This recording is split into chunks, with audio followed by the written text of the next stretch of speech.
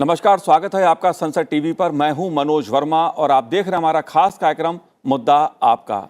आज हम बात करेंगे सुरक्षित भोजन और बेहतर स्वास्थ्य की। इस मुद्दे पर बात इसलिए करेंगे क्योंकि 7 जून को प्रत्येक वर्ष विश्व खाद्य सुरक्षा दिवस यानी वर्ल्ड फूड सेफ्टी डे मनाया जाता है। विश्व खाद्य सुरक्षा दिवस 2022 का थीम है सुरक्षित भोजन बेहतर स्वास्थ्य। इस थीम की घोषणा वर्ल्ड हेल्थ ऑर्गेनाइजेशन द्वारा की गई है। ये थीम इस विषय पर फोकस करता है कि बेहतर स्वास्थ्य के लिए सुरक्षित खाना कितना आवश्यक है।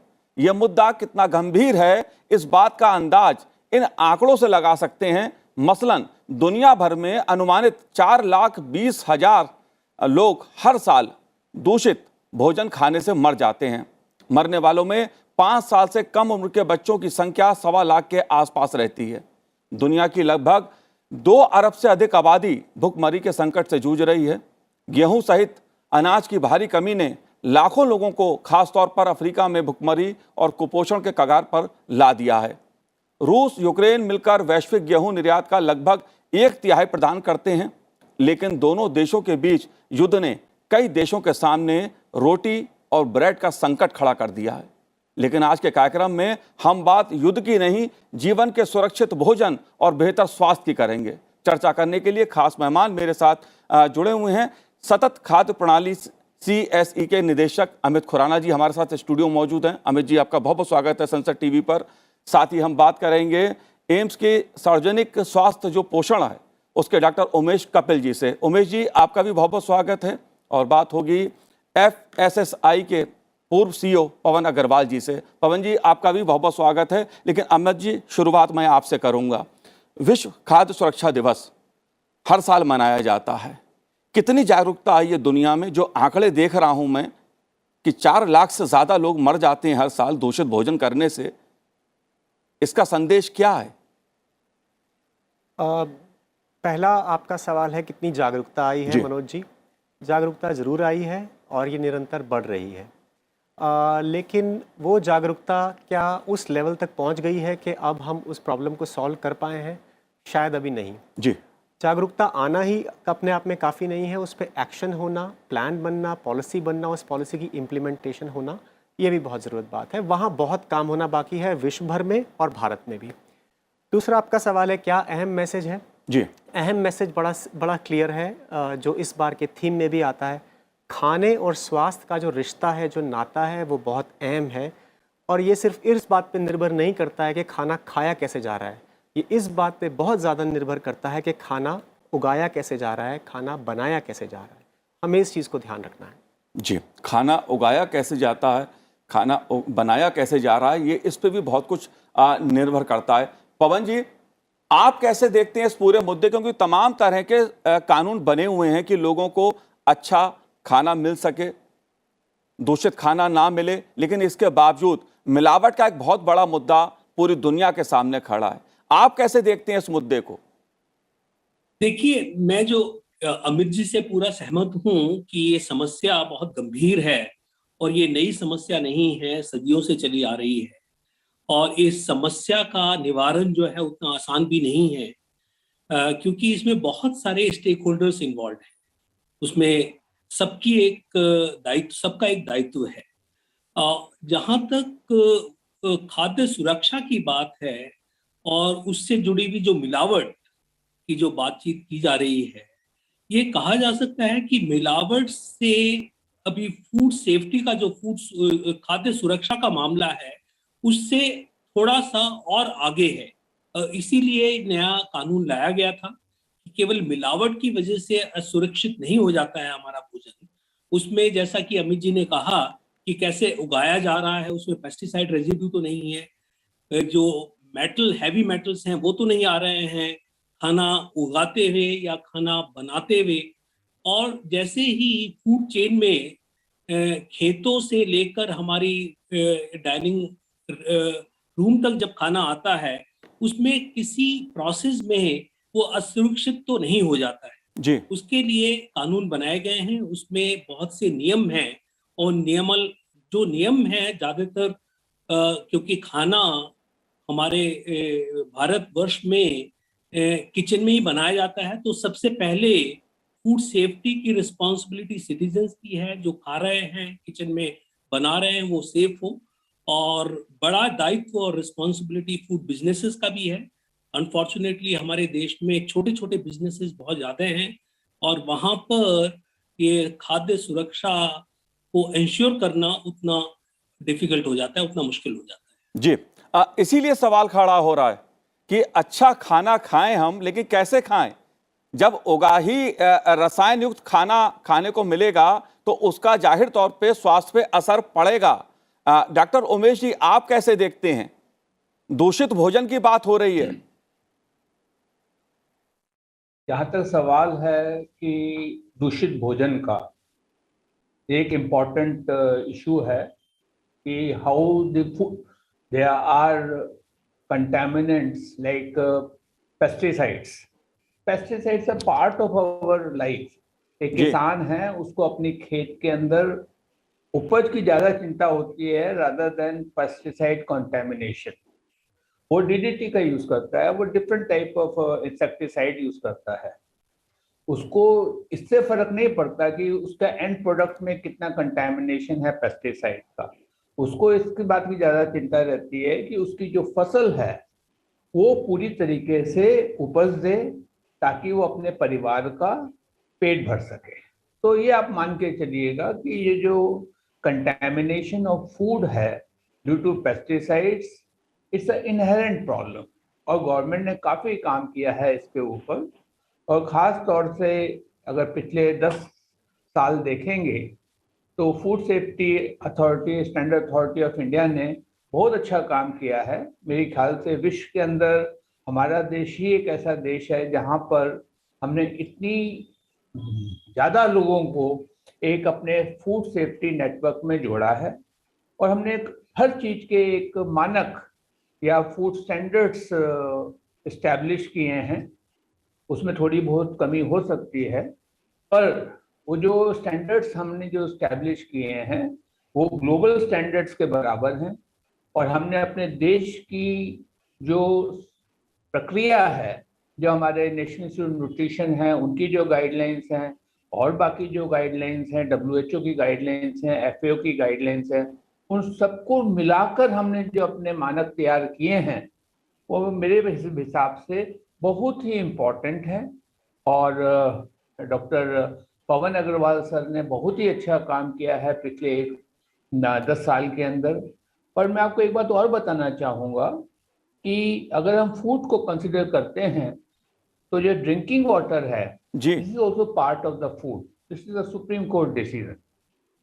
और होता क्या है कि अगर आप देखेंगे कितनी जागरूकता आई है, जिस हिसाब से हमारे देश के अंदर हर लेवल पर, even at the block level अगर आप चले जाएंगे तो वहाँ पानी के प्रति लोगों के अंदर एक जागरूकता है कि खराब पानी पीने से, दूषित पानी पीने से हमारे को बीमारी लग सकती है।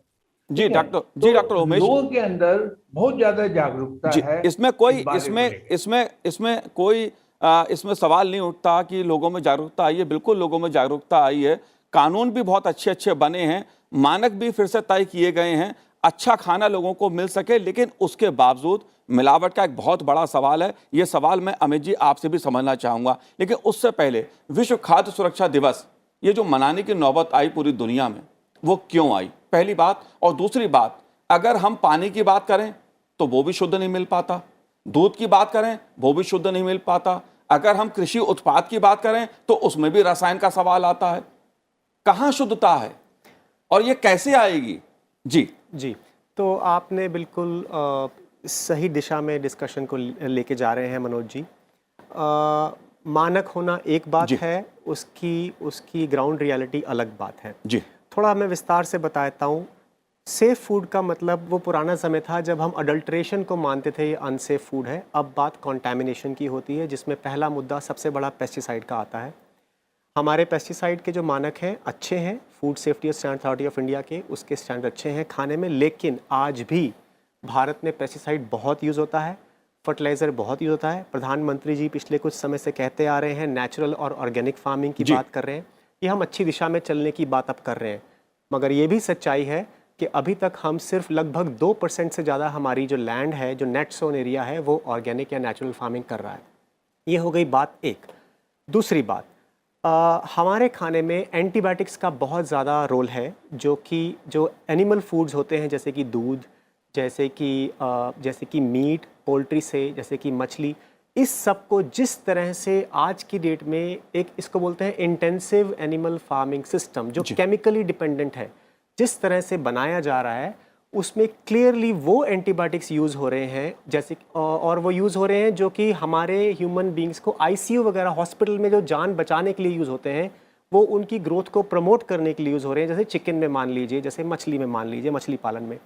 यहाँ पे भी हम बहुत ज़बरदस्त असमंजस और दुविधा में हैं कि ज़्यादा प्रोटीन की जो डिमांड जीवन शैली को बदलते हुए देखते हुए बढ़ रही है, डिस्पोजेबल इनकम बढ़ रही है, ज़्यादा प्रोटीन की डिमांड एनिमल सोर्सेज से पूरे करने के चक्कर में कहीं ना कहीं हम सस्टेनेबिलिटी को बिल्कुल भूल रहे हैं। जी। तीसरा मुद्दा जो बहुत क्लियर है, हम अभी तक इस देश में जो नैरेटिव है अनसेफ फूड का, वो ज़्यादातर ये है कि ये स्ट्रीट फूड अनसेफ है, ये माइक्रोबायोलॉजिकल कंटामिनेशन अनसेफ है, ये जीवाणु की वजह से अनसेफ है। जबकि सच्चाई ये है कि बहुत सारा पैकेज फूड भी अनसेफ है, क्योंकि उसमें केमिकल्स हैं, क्योंकि उसमें ज़रूरत से ज़्यादा नमक, चीनी और तेल है। तो जो प्रोसेस्ड फूड और जो package food, ultra processed food जो है, जिसको जंक फूड कहा जाता है, वो अपने आप में बहुत बड़ा अनहेल्दी और अनसेफ फूड है। और अब वो बात नहीं रही चॉइस हमारी कंट्री में जो पहले हुआ करती थी कि फूड है तो कोई बात नहीं, अनसेफ है तो चलेगा। मगर अब साइंस बताती है कि अगर अनसेफ फूड है तो वो न्यूट्रिशन को भी कॉम्प्रोमाइज़ करेगा, तो फूड सिक्योरिटी को भी इफेक्ट करेगा। इसीलिए 2 करोड़ से ज़्यादा, 2 अरब से ज़्यादा बच्चे आज भी अंडर नरिश्ड हैं, भले ही उनको खाना मिल भी जाए।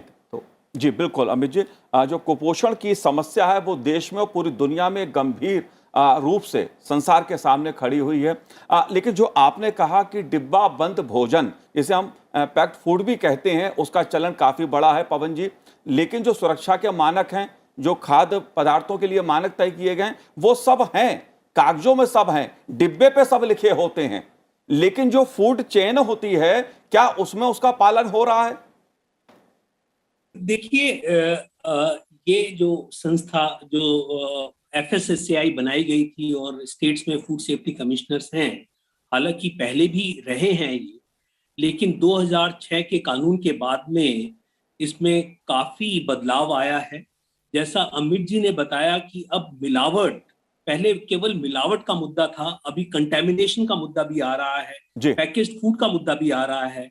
हमारे जो कानून हैं उसमें लेबलिंग कैसे किया जाए, क्योंकि जैसे नमक और चीनी की बात कही गई, तो नमक और चीनी बंद तो नहीं की जा सकती है, लेकिन पैकेज्ड फूड में उसकी सीमा निर्धारित हो और कंज्यूमर को ये मालूम हो कि उसमें कितना सॉल्ट और शुगर मिलाया गया है और उसको प्रोड्यूस करने के लिए, ये बहुत जरूरी है। उसको बोलते हैं front of the pack labelling. तो इस तरह के नए नए रूल्स और रेगुलेशंस लाए जा रहे हैं। उसमें इम्प्लीमेंटेशन के ऊपर बहुत ज्यादा जोर है। इम्प्लीमेंटेशन में सबसे महत्वपूर्ण जो उसका मुद्दा होता है food testing laboratory. Food testing laboratories जो पूरे देश में है, सरकारी और गैर सरकारी मिलाकर, उसमें बहुत ही ज्यादा एक्सपेंशन हुआ है लास्ट 5-6 सालों में। एंड ये सब मिला जुलाकर ये कहा जा सकता है कि हम एक राइट डायरेक्शन में जा रहे हैं। जहां तक पैकेज्ड फूड की बात है, उसमें समस्याएं जरूर हैं, और जो समस्याएं अमित जी ने बोली उनका निवारण करने के लिए हमें अपने एनफोर्समेंट मशीनरी को सशक्तिकरण करना होगा, उसका इसमें कोई दो राय नहीं है जी। लेकिन सबसे बड़ी रिस्पॉन्सिबिलिटी इसमें फूड बिजनेसेस की होती है, उनकी अवेयरनेस की होती है। और जो अवेयरनेस को लेकर जो FSSAI ने काम किया है पिछले 3-4 सालों में, उसका बहुत ही बड़ा जो है डिविडेंड आने वाले सालों में हमें मिलेगा, क्योंकि ये पुलिसिंग करके फूड सेफ्टी को इंश्योर नहीं किया जा सकता। ये बात बिल्कुल ठीक है आपकी। बिजनेसेस खुद ही रिस्पॉन्सिबल अपने आप को माने। जी, ये बिल्कुल ठीक बात है पवन जी आपकी कि हर चीज को पुलिस के द्वारा, पुलिसिंग के द्वारा आप कंट्रोल नहीं कर सकते हैं। कुछ जवाबदेही समाज की भी बनती है, जो लोग इस दिशा में काम करते हैं उनकी भी बनती है। लेकिन मैं आपसे एक बात और समझना चाहता हूं कि अगर हम कानून की बात करें, किस तरह के कानून आम लोगों को जागरूक करने के लिहाज से बनाए गए हैं कि अगर मुझे अच्छा खाना मिले, इसके लिए कौन कौन से ऐसे मानक तय किए गए हैं? क्या आप कुछ शेयर बातें हमारे दर्शकों के साथ कर सकते हैं?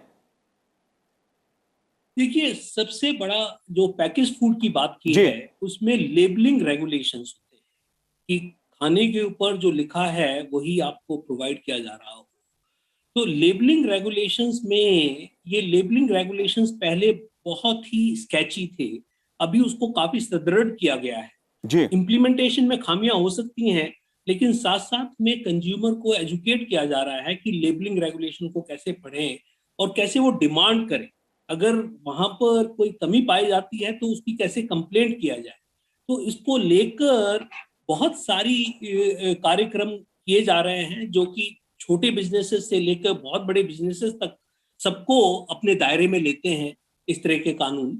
और इसको हम लोग ईट राइट इंडिया बोलते हैं, जिसमें जो अमित जी ने बोला कि इट इज नॉट ओनली, ये केवल खाद्य सुरक्षा और खाने को सुरक्षित रखने के लिए नहीं, बल्कि अच्छा खाने के लिए, कि कंज्यूमर खुद ही चूज करे कि मुझे कम नमक और चीनी वाला खाना लेना है उसके लिए, या वैरायटी ऑफ फूड्स लेना है। जी। तो उनका एक जो है न्यूट्रिशन ट्रांजिशन, डाइट ट्रांजिशन के लिए भी इसमें एक कदम लिया गया है। तो जी। खाद्य सुरक्षा केवल खाने को सुरक्षित रखना या मिलावट से दूर रखना ही नहीं, इसमें ये भी है कि हमारा जो खाना है वो न्यूट्रिशियस हो, पौष्टिक हो, और जो चॉइस इंडिविजुअल्स करें वो ठीक चॉइस कर पाए। जी बिल्कुल पवन जी। उमेश जी, मैं आपसे दो बातें समझना चाहता हूं, क्योंकि कुछ बातें उभर के सामने आती हैं कि बर्तन जो हो वो किस धातु का हो। अक्सर लोग इस सवाल को भी उठाते हैं कि अगर आप खाना बनाते हैं तो वो बर्तन किस धातु का बना है, किस में बनाना उचित रहता है। डिब्बा बंद अगर खाने की बात मैं कहूं, पैक्ड फूड की बात की जाए तो उसके बारे में कहा जाता है इसे अधिक उपयोग करने से कुछ तरह की बीमारियां होती हैं। मैं सभी डिब्बा बंद खानों का या पदार्थों का उस बारे में कुछ नहीं कह रहा, लेकिन ऐसे तर्क उभर के सामने आते हैं क्योंकि हम हेल्दी फूड की बात कर रहे हैं, स्वस्थ खाने की बात कर रहे हैं, इसलिए ये बात मैं आपसे जानना चाहता हूं। देखिए, ऐसा है कि जो पैकेज फूड है बाय एंड लार्ज वो सेफ होता है, इसमें कोई शक नहीं। जी। जो माइक्रो ऑर्गेनिजम्स हैं, फूड कंटेमिनेंट्स हैं, पेस्टिसाइड कंटेमिनेंट्स हैं, वो हमारी जो food safety authority of India है, उनके इतने अच्छे स्टैंडर्ड्स हैं, वो दे मेक श्योर कि वो सारे इम्प्लीमेंट होते हैं, इसमें कोई शक नहीं है। और ये कॉमन लोगों के अंदर भावना है कि हम पैकेज फूड खाएंगे तो एक सेफ फूड खाएंगे। जी। This is a known fact. अब सवाल ये उठता है कि जो पैकेज फूड है उससे क्या बीमारियां होती हैं, क्योंकि वो एनर्जी डेंस होता है, उसके अंदर जो कैलोरीज होती हैं वो ज़्यादा होती हैं। कई बार क्या होता है कि आप उसको खाते हो तो आपको एनर्जी प्लस होता है, आपको नॉन कम्युनिकेबल डिजीजेस होती हैं। ऐसा कभी नहीं हुआ, वेरी रेयरली यू फाइंड कि आपने कोई पैकेज फूड खाया हो और आपको गैस्ट्रोएंटेराइटिस हो गई हो, डायरिया हो गया हो, हेपेटाइटिस हो गई हो। ऐसा कभी नहीं हुआ, बहुत रेयरली होता है, क्योंकि जो हमारी जो ये जो एजेंसीज हैं वो दे मेक श्योर, और जी। जितने भी ये बड़े बड़े इंडस्ट्रियल हाउसेस हैं वो भी दे मेक श्योर कि उनका कोई खाद्य पदार्थ ऐसा पकड़ा नहीं जाए जिसके अंदर ये जो स्टैंडर्ड्स हैं वो वायलेट होते हों, और समय समय के ऊपर ये सैंपल लिए जाते हैं, वो किया जाता है। अब रहा सवाल हेल्दी फूड का, ये जो हमारे देश के अंदर 80% जो लोग हैं वो क्या करते हैं, दाल, सब्जी, रोटी, सीजन की वेजिटेबल्स और थोड़ा बहुत दूध वगैरह ले लेते हैं। This is their healthy food, and this is the best food which we can think of in any part of the world. This is our diet, is very balanced diet, और ये हेल्दी भी है, जी। क्योंकि जितने भी हम अगर गांव में चले जाते हैं वहां पे सिर्फ यही चीजें खाते हैं। कोई उसमें पैकेज फूड का जो है वो gradually it is coming up because of the TV advertisements, because of their publicity messages and so forth, which are very powerful. So, and TV has a reach and almost large percentage of our rural population also. So they feel that what if we eat this type of packaged food, we would remain healthy. Our child would become chubby and very good looking. So this is the issue. But जी I must tell you one thing, except for the non-communicable diseases which are occurring because of the packaged foods, increased consumption of packaged foods, I don't think so कि इसमें contaminant की issue है, इसके अंदर microbiological content का issue है. What is important is yes, because लोगों के पास टाइम नहीं है, पैकेज फूड लेते हैं, जी बनाते हैं, खाते हैं, उससे हमारे अंदर कैलोरीज ज्यादा जाती हैं, ओबेसिटी होती है, नॉन कम्युनिकेबल डिजीजेस होती हैं. ये एक सच्चाई है. जी और बिल्कुल ये पैकेट जी फूड एक सच्चाई है बिल्कुल लेकिन ईट राइट इंडिया अभियान अमित जी इससे क्या तात्पर्य है और इसका क्या असर हुआ है? मनोज जी, मैं ईट राइट के बारे में जी बात करने के लिए सही बंदा नहीं हूँ। जी पवन जी उसके बारे में ज़रूर अच्छे से बताएंगे, जी लेकिन मैं उससे मिलती जुलती जी बात बताना चाहता हूँ जो डिस्कशन में आई है, जो बहुत इंपॉर्टेंट है और आजकल उस पर बात हो रही है। Front of pack labelling, package food पे बात हो रही है। मैं फिर से ध्यान आकर्षित करना चाहता हूँ आपका और आपके दर्शकों का। जी food safety authority of India इस समय ऐसे नए मानक बना रही है फ्रंट ऑफ पैक लेबलिंग के। मैं उस प्रोसेस का थोड़ा पार्ट रहा हूँ, इसलिए जी इस बारे में जानता हूँ। मीडिया में ही पिछले कुछ दिनों से काफ़ी आ रहा है। उन्होंने ऐसा बताया है कि वो एक सिस्टम होता है जिसको बोलते हैं हेल्थ स्टार रेटिंग, मतलब आपके पैकेज फूड पे स्टार लगे रहेंगे, उससे आप जज करेंगे। वो इस तरफ जाने की बात कर रहे हैं। ये इसलिए हो रहा है क्योंकि दुनिया भर में माना गया कि जो पीछे जो छोटे छोटे शब्दों में सिर्फ इंग्लिश में आपको पैकेज फूड के जी पीछे लिखा जाता है, उस वो दिखता नहीं है, दिखता है तो समझ नहीं आता, समझ आता है तो आप कैलकुलेट नहीं कर पाते, तो वो कंज्यूमर को कभी उसके हित में नहीं रहा। दुनिया भर की स्टडीज़ पिछले 10 सालों में और कंट्रीज़ आगे बढ़ रही हैं कि पैकेट के फ्रंट के ऊपर कोई सिंबल बेस्ड कुछ ऐसा पता चले जिससे फटाफट पता चल जाए कितनी चीनी, कितना नमक, कितना ये। इसको इसमें बड़ा इवॉल्व एक अच्छा मॉडल बोलते हैं, उसको बोलते हैं वार्निंग लेबल। वार्न करेगा, जैसे कि सिगरेट में आपको एक कैंसर इफेक्टेड लंग दिखाई जाती है, कैंसर इफेक्टेड माउथ दिखाया जाता है। वार्न करेगा क्योंकि ये मान लिया गया है कि लोगों को, अब कंज्यूमर को जंक फूड में high level of in ingredients के बारे में वार्न करना ज़रूरी है। ये बहुत दुनिया की एक बेस्ट प्रैक्टिस है।